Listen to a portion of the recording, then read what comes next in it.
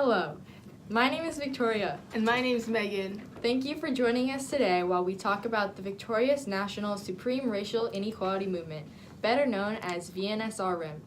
We will be exploring the topic of racial inequality, or in other words, the unfair treatment to certain people based on their race. We will be discussing what issues there are in the country right now and how our movements will impact them. Next, we will discuss what has been done in the past to try and fix these problems. And lastly, we will offer action plan alternatives that would help society solve this problem. We will cover what still needs to be done for the country in order to end racial discrimination once and for all. Discrimination can occur in all different races and can be executed in many different ways. First, we will hear from Ria. She will inform us about why racism is a problem today and how we plan to impact this issue. Yeah, so basically with this policy, the issue that we are aiming to impact is one that is quite prominent in our society: racial inequality. Racial inequality is the unfair treatment and lack of opportunities for people based on their race. It has an extremely negative effect on the people it impacts. Racism is present in almost all aspects of our society.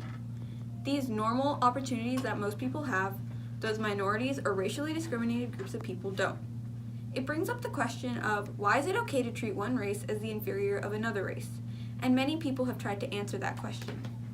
Most people only think of one type of racial inequality, but the fact is that racial inequality can be targeted towards any race. I know that there has been some action taken in the past to prevent racial inequality, but Naomi, I was wondering if you could share some more and elaborate. I agree with you, and answering your question, I do think that in the past the U.S. government has created laws to help stop racial inequality. The Civil Rights Act of 1964 is a great example of this.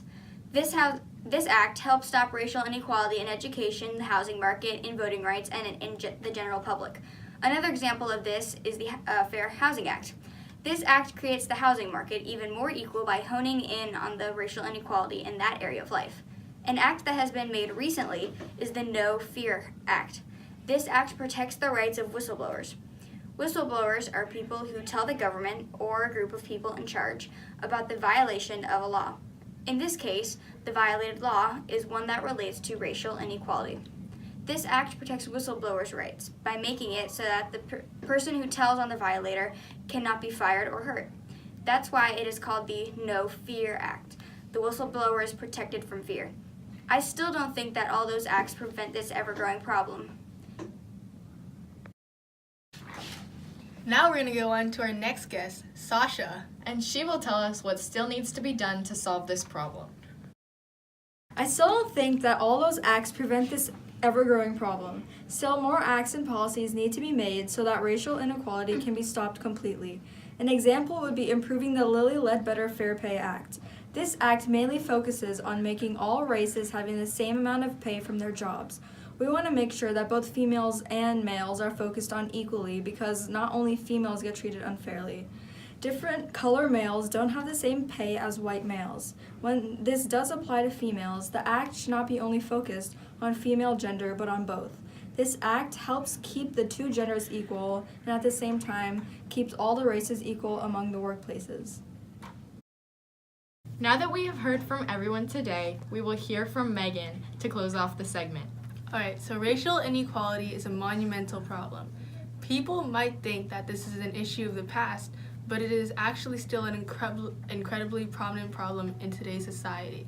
It is essentially the unfair treatment or lack of opportunities for different people based on their race.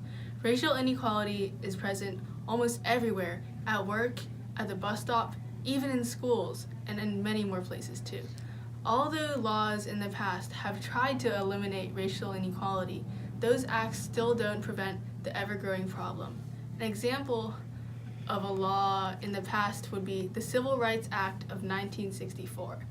It undoubtedly helped get rid of racial inequality, but was unable to eliminate it completely.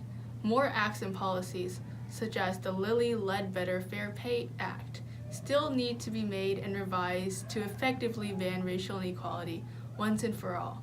As Abraham Joshua Heschel, a prominent philosopher of the 20th century, once said, "Racism is man's greatest threat to man, the maximum amount of hatred for a minimum of reason." Well, that's all the time we have for today. Thank you so much for tuning in. Have an absolutely amazing day. Bye!